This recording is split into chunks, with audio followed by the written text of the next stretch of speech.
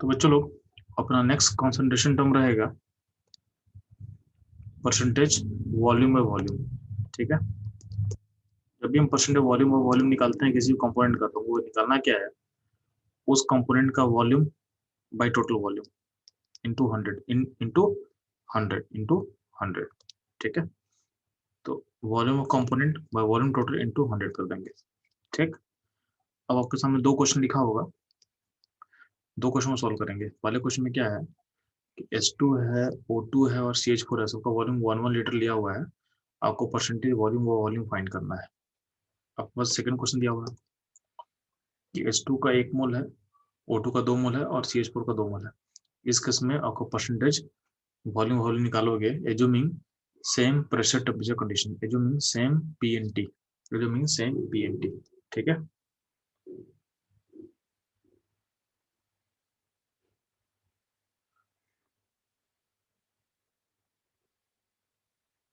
तो बच्चों लोग जो पहला क्वेश्चन उसमें चूंकि वॉल्यूम इक्वल लिया हुआ है, तो सारे कंपाउंड का परसेंट कितना आएगा, 33.33% आ जाएगा।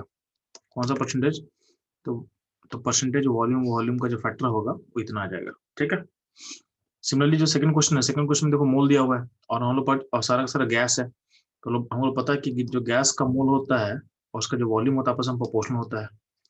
जो मोल का परसेंट होगा, जो मोल का परसेंट होगा वही वॉल्यूम का परसेंट होगा, क्योंकि जो सारे गैस का PNT क्या सेम लिया गया, सेम प्रेशर एंड टेम्परेचर का कंडीशन लिया गया है। इस कंडीशन में हम बोल सकते हैं कि जो वॉल्यूम ऑफ गैस होगा और जो मोल ऑफ गैस होगा प्रोपोर्शनल होगा। क्या होगा, प्रोपोर्शनल होगा। ठीक, तो जो परसेंटेज होगा, परसेंटेज क्या होगा, सेम आएगा।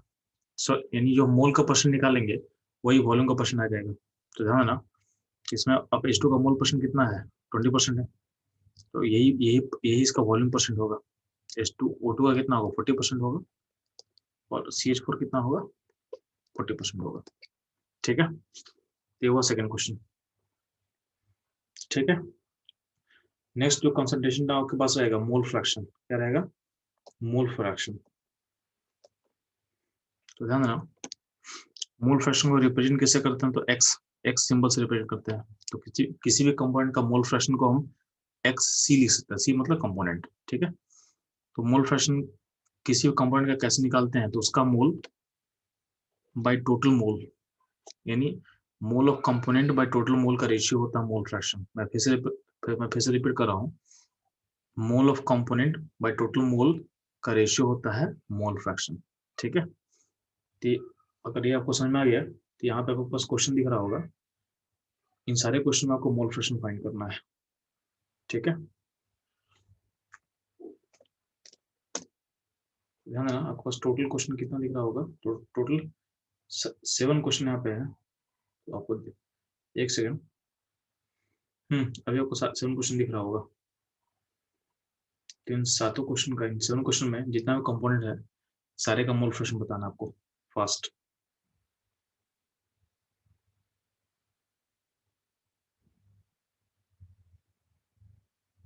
यहाँ पर जो भी क्वेश्चन है ना, जैसे मान लो 1 है, 2 है, तो यहाँ पे कंपोनेंट होगा ABC, कहीं भी NOH है, वाटर है, तो इन सारे का आपको मोल फ्रैक्शन काउंट करना है।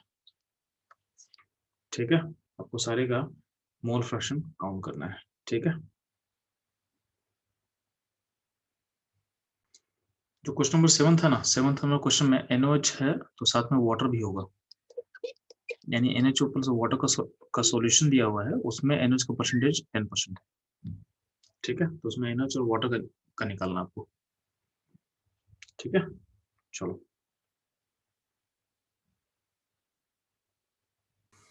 बच्चों लोग मोल फ्रैक्शन निकालना है, तो चलो इस क्वेश्चन को मैं सॉल्व करता हूँ। आप लोग ऑलमोस्ट इसको सॉल्व कर चुके हो।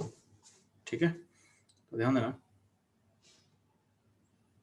जो फर्स्ट क्वेश्चन है आपको मोल पता है सारे का, तो बस कुछ नहीं करना है। तो ए का क्या होगा, तो ए का होगा 2/5 होगा, सी का क्या होगा 2/5 और बी का क्या होगा 1/5। ये होगा इसका मोल फ्रैक्शन आंसर। ठीक है, यानी सारे के मोल को टोटल मोल से डिवाइड कर दिया। ठीक, बी का क्वेश्चन 2 का आंसर निकालना है, तो उसका पहले मोल में चेंज कर लेते, तो NH का मोल कितना होगा, 5 मोल होगा, और वाटर का वेट कितना होगा, 1800 होगा। मोल कितना होगा वाटर का, तो 1800 होगा मोल होगा वाटर का। 2 kg सॉल्यूशन था ना, उसमें माइनस कर दिया, तो अब वाटर का वेट होता है, तो वाटर का मोल होगा कितना, तो 1800 ग्राम बाई 18, ठीक है। तो वाटर का होगा 100 मोल हो जाएगा, ठीक। अब आपको क्या निकालना, आपको मोल फ्रेश निकालना है, ठीक है। तो मोल फ्रेश निकालना तो क्या होगा, तो 5/, तो टोटल मोल्स डिवाइड कर, तो 5/105 एंड 100/105, ठीक है। तो आप जिसका आंसर आया तो ठीक था इसका आंसर। इसका आंसर क्या होगा, 1 मैं हम लोग पहले वेट परसेंट बता देते थे जो 0.1 बोल रहे थे, ठीक है। किसी तो पहले जो आंसर डिस्कस करे थे उसमें हम लोग वेट परसेंट निकाल दिए थे, वेट का रेशियो। तो जिसका रेशियो आ रहा था 21, उसका सही आंसर था जो भी निकाल लेते हैं, ठीक है। तो यहाँ पे होगा 5/105, यानी इसका आंसर क्या होगा, 1/21, ये होगा 20/21, और ये होगा 1/21, 1/21,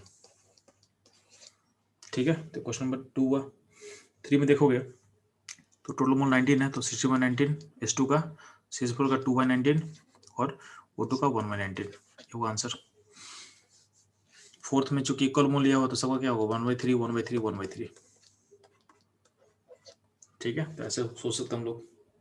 क्वेश्चन 5 पे आते हैं हम लोग, चलो तो ध्यान ना, 5 में इक्वल वेट बोला गया सबका लेने के लिए, तो ध्यान ना, इक्वल वेट हम एक ऐसा मानते हैं जो इजीली कट जाए, तो हम क्या मानते हैं कि इक्वल वेट सबका मान लेते हैं 32 ग्राम। तो 32 ग्राम सबका अगर जूम करेंगे तो उसमें H2 का मोल कितना हो जाएगा, 16, CH4 का मोल कितना हो जाएगा, 2, और O2 का हो जाएगा 1। तो टोटल ये हो गया आपका सबका मोल्स। तो सबका मोल को डिवाइड कर दो टोटल मोल से, तो 16/19, 2/19 एंड 1/19, यानी क्वेश्चन 3 और क्वेश्चन 5 सिमिलर को सेम ही क्वेश्चन है। अगर हम बात करते हैं 6 नंबर का, तो 6 नंबर का ध्यान देना, चूंकि डेंसिटी आपको दिया हुआ है, तो आपका जो वेट ऑफ सॉल्यूशन होगा तो हो जाएगा 2000 ग्राम हो जाएगा। तो ये जो 6 नंबर क्वेश्चन है वो थर्ड और सेकंड क्वेश्चन की तरह है, तो इसका आंसर भी सेम होगा। तो आंसर क्या होगा, तो 1/21 होगा NH के लिए, और वाटर के लिए हो जाएगा 20/21। क्वेश्चन 7 में ध्यान देना, NOH प्लस वाटर होगा। तो आप एज्यूम कर लेना कि अगर पूरे सॉल्यूशन का वेट अगर 2000 ग्राम होगा, सॉल्यूशन का वेट अगर 2000 ग्राम होगा, तो उसमें से NOH कितना होगा, NOH होगा 10%, मतलब 200 ग्राम। तो ये यानी ये जो क्वेश्चन दिख रहा होगा, जो क्वेश्चन 7 दिख रहा है आपको, ये 7 2 की तरह है, 2 6 7 सेम ही क्वेश्चन है, इसका आंसर भी सेम होगा। यानी NOH केस में क्या मोल फ्रेक्शन होगा, तो 1/21, और वाटर का हो जाएगा 20/21, ठीक है। तो अभी तक इसमें गौर क्या करना आपको, कि सारे मोल फ्रेक्शन का अगर हम देखा जाए तो सारे मोल फ्रेक्शन का जो समेशन होता है वो 1 के बराबर होगा। यानी जो भी जितना भी कंपोनेंट होगा सिस्टम में, अगर हमारे 2 कंपोनेंट है तो 2 कंपोनेंट का सम क्या 1 होगा। अगर सिस्टम में 5 कंपोनेंट है तो 5 कंपोनेंट का मोल फ्रेक्शन का सम क्या होगा, 1 होगा। तो जितना भी कंपोनेंट्स होगा सारे का अगर मोल फ्रेक्शन निकाल कर आप एड अप करोगे तो वो 1 के बराबर होगा। वो क्या होगा, 1 के बराबर होगा। ये चीज ध्यान देना है। 2 रहेगा तो 2 का सम 1 होगा, 5 रहेगा तो 5 का सम 1 होगा, अगर 10 होगा तो 10 का सम क्या होगा, 1 होगा, ठीक है। तो सारे मोल फ्रेक्शन का समेशन क्या होगा, 1 होने वाला है। ऊपर में क्या था कि अगर मान ली कि परसेंट वॉल्यूम और वॉल्यूम जो हम निकाले थे उसमें सारे का समेशन क्या होगा, इसमें सारे का समेशन 100 होता है। क्या होता है, 100 होता है, ठीक है। तो ये रहेगा आपका about mole fraction. Next move करते हैं हम लोग पीपीएम। तो ध्यान देना, पहले पीपीएम क्या होता है तो हम आपको बता चुके हैं पीपीएम क्या होता है। पीपीएम का फुल फॉर्म आपको पता है क्या होता है, पार्ट्स पर मिलियन, ठीक है, पार्ट्स पर मिलियन।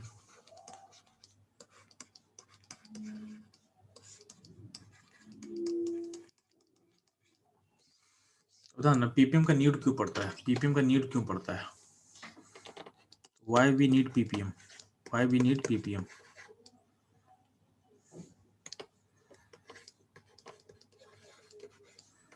तो इसका एक लॉजिक समझो ध्यान से। जैसे मान ले कि जब भी हम लोग जो होता है ना, तो हम लोग जो भी लोग होते हैं, हम लोग को 1 से लेकर 100 तक का नंबर हमारे दिमाग को बहुत अट्रैक्ट करता है। यानी हम लोग हमेशा 1 से 100 तक के नंबर के लिए हम लोग अट्रैक्टेड होते हैं हमेशा, ठीक है। यानी ये मेरे इंटरेस्ट का नंबर होता है। दिमाग इसको हमारा दिमाग इसको इजीली परसेप्ट कर सकता है। ठीक है। अगर नंबर पॉइंट्स में चला जाता है 0.001, ये सब दिमाग को अच्छा नहीं लगता है, दिमाग इसलिए बेटर फील नहीं करता है। ठीक है, या बहुत बड़ा नंबर ले ले उसके लिए दिमाग बेटर फील नहीं करेगा। तो हमारा दिमाग इजिली परसेप्ट किसको करता है, तो 1 से लेकर 100 तक का नंबर्स को। ठीक है, अब ध्यान देना, जैसे फॉर एग्जाम्पल देख, अगर आप मार्केट जाओगे तो आप मार्केट में मान लेते हैं कि आपको कुछ वेट खरीदना है। ठीक है, तो आप मार्केट गए, मार्केट में जाके कुछ आपको परचेज करना है। तो अगर मान लो आप खरीदेंगे, अब सब्जी मार्केट चले गए तो आपको आलू खरीदना है, तो आप आलू किस में खरीदोगे, तो आलू खरीदने के लिए आप क्या यूज करोगे, केजी यूज करोगे। आप बोलोगे 1 केजी या 2 केजी आलू दे दो।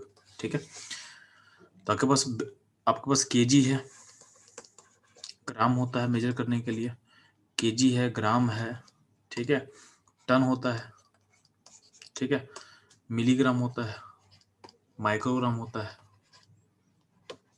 ठीक है, तो ये सारा वेट कहीं डिफरेंट यूनिट है। तो अगर मान लेते हैं कि आप आलू खरीदने जाओ तो क्या बोलोगे, हम केजी में चाहिए, कभी आप नहीं बोलोगे ग्राम में दे दो। ठीक है, क्योंकि केजी बोलना बहुत आसान होता है, 2 केजी दे दो, 1 केजी दे दो। अगर ग्राम में बोलो तो क्या बोलोगे, 2000 ग्राम हमको आलू चाहिए, तो जो आलू बेचने वाला उसको पता ही नहीं चलेगा कि आप क्या मांग रहे हो उससे।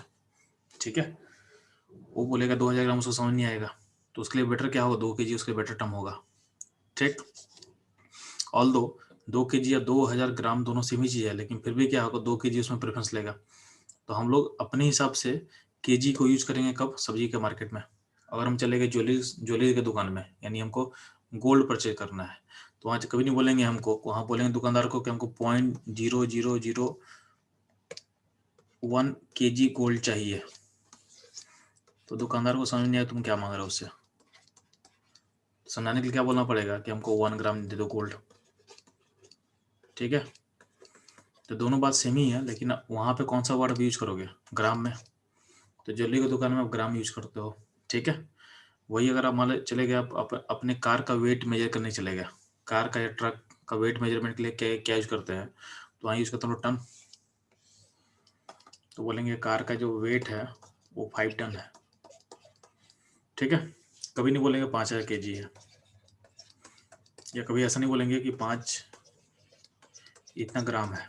ठीक है, ऑल दो तीनों सेम है, लेकिन बेटर यहाँ टर्म क्या रहेगा, टन रहेगा, यानी 5 टन यहाँ पे बेटर आंसर होगा। ठीक है, मतलब दिमाग को आप इजीली कितना समझा सकते हो अपने। ठीक है, तो उसके हिसाब से क्या करते हैं, हम अपनी यूनिट को डिफाइन करते हैं। तो जहां जहां आपको इजी जो दिखेगा उसको आप यूज करोगे। तो यहाँ पे देखो लॉजिक समझोगे, देखो हर जगह हम लोग जो यूनिट को चेंज कर रहे हैं, ऑल्दो सबका मतलब सेम है, चेंज करने का लॉजिक क्या था कि आप उसको इजीली परसीव कर पाओ। ठीक है, सिमिलरली पीपीएम का नीड इसलिए पड़ता है, जैसे एग्जाम्पल देख, कभी आप चले जाओगे, अगर भुवनेश्वर के ट्रैवल किए होगे तो देखना कि हर चौराहे पे एक पॉल्यूशन का बोर्ड लगा हुआ है। ठीक है, तो पॉल्यूशन का बोर्ड देखोगे आप भुवनेश्वर के हर चौराहे पे, उसमें कुछ आएगा ऐसा लिखता होगा SO2, तो कभी कोई लिखा रहेगा 80 लिखा रहेगा और यहाँ स्माइली फेस रहेगा। ठीक है, और कभी कभी लिखा रहेगा तो 200 लिखा रहेगा और लिखा रहेगा सैड फेस रहेगा। ठीक है, तो कभी आप गौर किए हो क्या इसमें इसका स्केल क्या होता है, मतलब पॉल्यूशन का जो बोर्ड अगर आप लोग देखे होगे तो 80 के बाद क्या है यूनिट, चेक किए हो, नहीं चेक किए हो। हम लोग 80 देख के खुश हो गए, ठीक है 80 मतलब यहाँ का पॉल्यूशन कंट्रोल में है, तो हमारे दिमाग में आ चुका है कि अगर SO2 80 रहेगा तो मेरा पॉल्यूशन ठीक है, और 200 हो तो खराब है। ठीक है, लेकिन 80 का यूनिट आप लोग कभी कोई चेक नहीं करते हो, क्योंकि जनरल पब्लिक को मतलब नहीं है। जो जनरल पब्लिक है उसको मतलब नहीं है कि यहाँ पे किस स्केल में दिया हुआ, उसको बस मतलब है, उसको बस बता दिया गया कि हाँ ठीक है 80 का मतलब ठीक है और 200 मतलब खराब है। ठीक है, तो उसके दिमाग में एक फ्रेम सेट हो गया कि 80 रहेगा तो ठीक है और 200 में खराब हो जाएगा। ठीक है, इसका स्केल क्या होता है तो उसमें मैं बताता हूँ कि इसमें जो मेजरमेंट होता है माइक्रोग्राम में, किसमें होता है, माइक्रोग्राम में। ठीक है, तो इसमें जो आप देखोगे इसको माइक्रोग्राम में मेजर किया जाता है, जो मेजरमेंट आपको दिख रहा होगा। ठीक है, कि एयर के 1 ग्राम में इतना 80 ग्राम माइक्रोग्राम होगा SO2, तो ठीक रहेगा, और 200 क्रॉस करेगा तो उसके लिए मतलब अब इसका लिमिट हमको देखना पड़ेगा, बट हम बस एग्जांपल बता रहे हैं आपको। तो वहाँ पे देखोगे आप एक बोर्ड को, पॉल्यूशन के बोर्ड को एक बार अच्छे से देखना, तो आपको यूनिट दिख जाएगा आराम से। तो तो यहाँ पे जो SO2 का होता है माइक्रोग्राम यूज किया जाता है, ठीक है। बात समझ में आया? तो हम अपने हिसाब से अगर इसको ग्राम में लेते ना तो ग्राम में कितना आ जाता, 80 माइक्रोग्राम में कितना ग्राम होगा जी, 10⁻⁻6 ग्राम होगा। यानी इसको आप ऐसे लिख सकते थे 0.0008 ग्राम पर ग्राम ऑफ एयर, पर ग्राम ऑफ एयर, पर ग्राम ऑफ एयर। तो ऐसा लिख देंगे तो अब इसको बहुत सारे लोग समझ नहीं पाएंगे लिखा क्या हुआ है, ठीक है। तो लोगों को इजीली परसीव करवाने के लिए यहाँ पे इस तरह से हम लोग लेते हैं, ठीक है।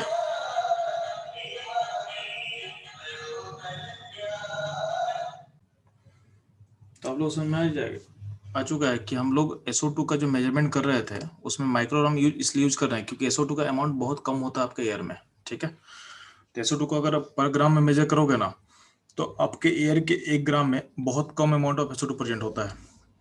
तो इसको सिग्निफिकेंट दिखाने के लिए हम क्या करते हैं, इस डाटा को चेंज करते हैं माइक्रोग्राम में, ठीक है। तो ऊपर वाला हो जाएगा माइक्रोग्राम और नीचे वाला हो जाएगा ग्राम में, यानी 80 gram of SO2 present, 80 microgram of SO2 present in पर ग्राम ऑफ एयर, ठीक है। तो इस तरह से इस डाटा को सिग्निफिकेंट बनाया जाता है, इन ऊपर वाले वैल्यू को अलग यूनिट में लेके चले जाते हैं हम लोग, ठीक। यही काम होता है PPM में। तो ध्यान देना PPM का नीड क्यों पड़ता है, क्योंकि समटाइम क्या होता है, समटाइम some component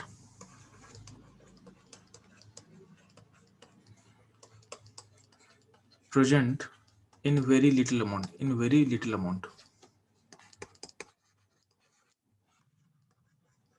ठीक है।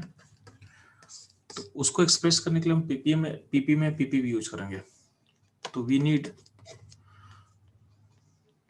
तो PPM PPV यूज करने का लॉजिक क्या है, ताकि वो आपको अच्छा दिखे, बस इतना ही है। उसको आप एक्सप्रेस ऐसे भी कर सकते हो, तो उसको एक अच्छा रिप्रेजेंटेशन के तौर पे हम लेंगे PPM में PPV, ठीक है। उसका एक्सप्रेस ऐसे भी कर सकते हो, जैसे मान लो कि आप गोल्ड को केजी में खरीद सकते हो, लेकिन गोल्ड को ग्राम में क्यों बोलते, ताकि वो बोलने में अच्छा लगे, सुनने में अच्छा लगे, ठीक है। तो PPM PPV ऐसा ही कुछ है कि आपका रिप्रेजेंटेशन अच्छा हो, ठीक है।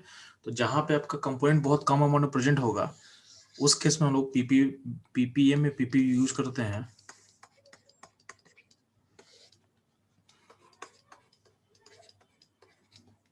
ठीक है, ताकि आपका रिप्रेजेंटेशन अच्छा दिखे, ठीक है, अच्छा दिखे, या फिर आपका जो डाटा है वो इजीली आप समझ सको, ठीक है।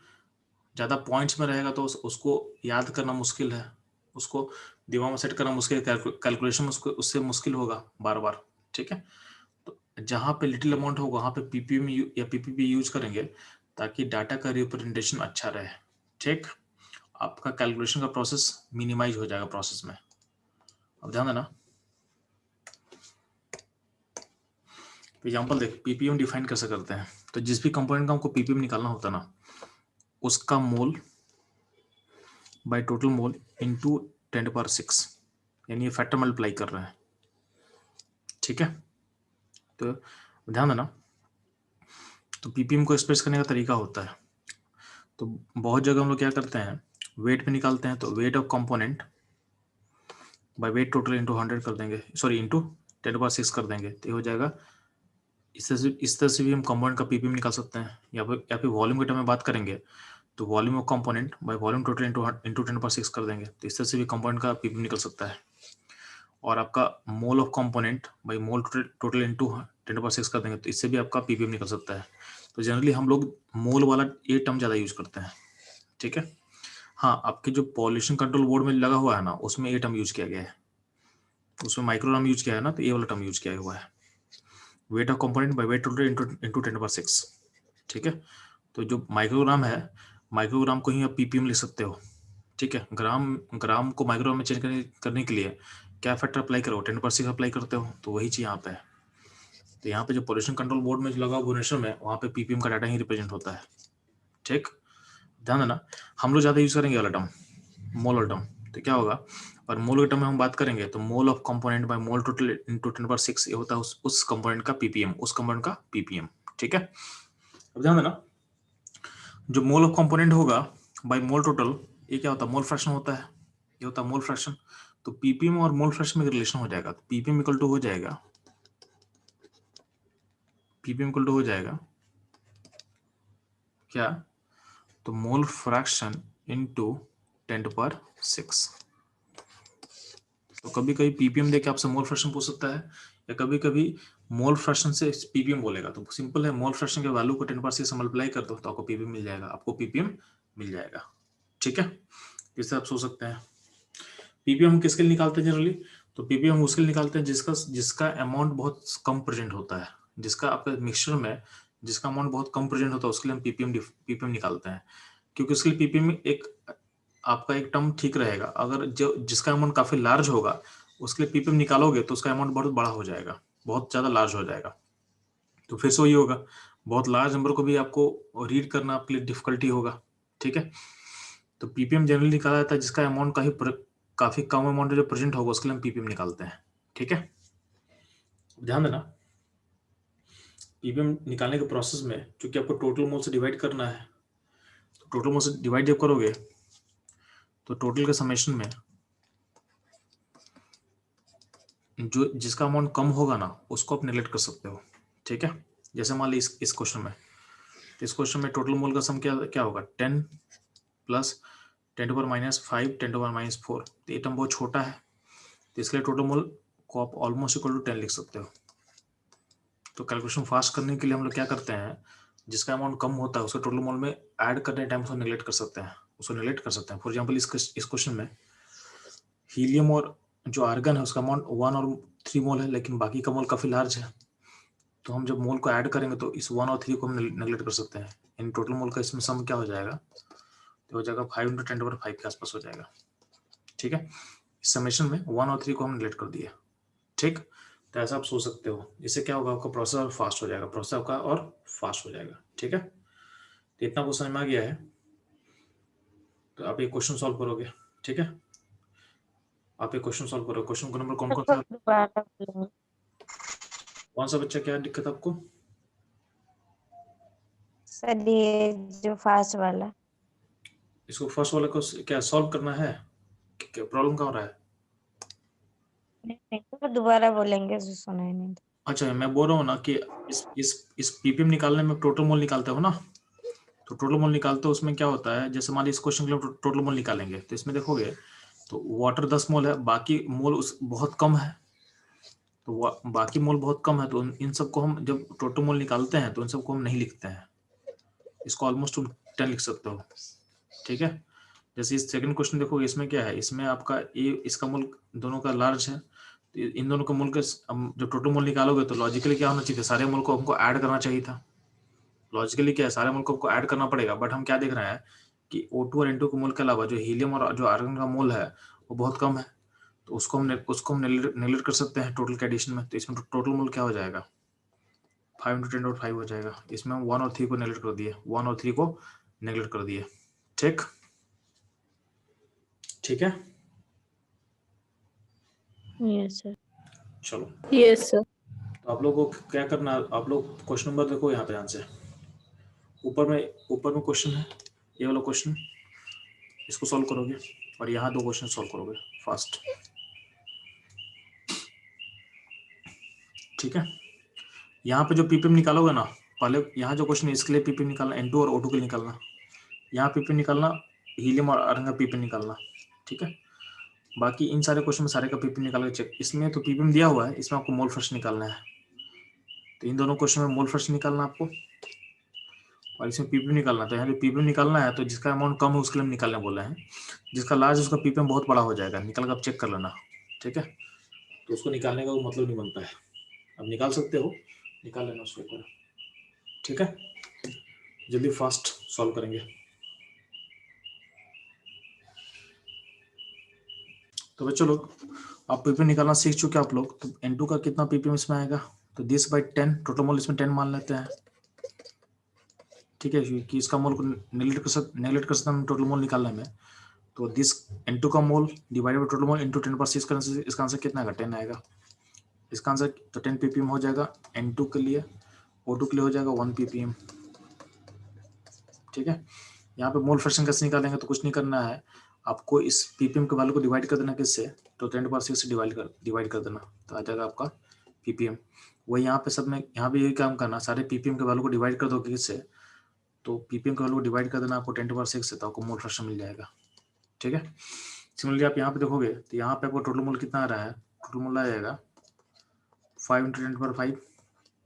तो उसके रिस्पेक्ट में अगर इसका निकालोगे ppm हीलियम का, तो 1/10 × 10⁶, यानी हो जाएगा इसका 2 ppm आ जाएगा, और आर्गन का 6 ppm आ जाएगा।